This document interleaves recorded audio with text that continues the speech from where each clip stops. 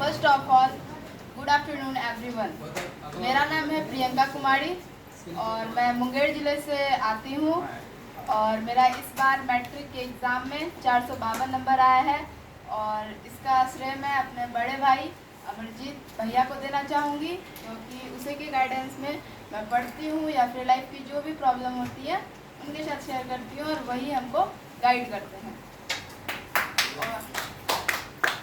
और एग्ज़ाम में अच्छा करने के लिए इससे भी अच्छा होगा बहुत लोगों का, तो दो चीज़ें ज़रूरी होती है। पहला होता है डिसिप्लिन एंड दूसरा होता है कंसिस्टेंसी।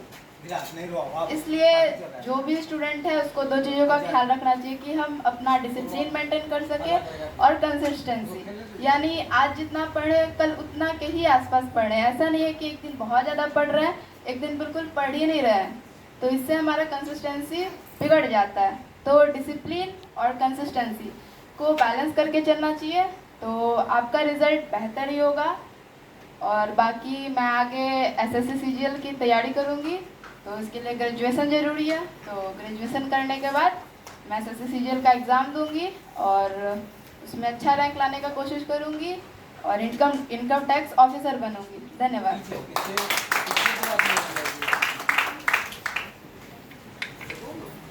आपने इतना अच्छा मार्क्स लाया 10th में, तो इंटर में आप क्या आर्ट्स लेना चाहती हो या साइंस लेना चाहती हो? नो सर, मैं साइंस लेना चाहती हूँ। तो एसएससी सीजीएल तो आप ग्रेजुएशन के बाद दोगी, तो आप साइंस के साथ साथ इंजीनियरिंग का तैयारी क्यों नहीं करना चाहती? एक बार क्यों नहीं अटेम्प्ट देना चाहती? नहीं सर, मेरे घर वालों का या मेरा भी मानना है कि जो भी एग्ज़ाम होता है उसमें बेस ज़रूरी होता है। जैसे 6 to 11 चाहे वो हिंदी मीडियम का हो या फिर इंग्लिश मीडियम का, तो आप बेस पे फोकस करो ना, तो उस टाइम को आपको सारी चीज़ें समझ में आएंगी एक साथ, तो आप इजीली जितना टाइम है वो बहुत ज़्यादा आप आराम से कर ले जाओगे। बस आपका बेस अच्छा होना चाहिए। तो इंटर जो होता है वो हमारा बेस होता है, तो ये बेस मैं ख़राब नहीं करना चाहती दो साइड में डिस्ट्रैक्ट होके, इसलिए मैं सिर्फ 12th करूँगी आराम से साइंस स्ट्रीम से।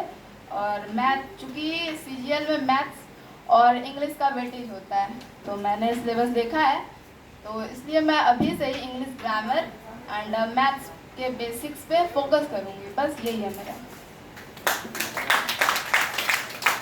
एक एडवाइस है, आप एआई का बिना तैयारी किए एग्जाम दे रहे हैं, ठीक है?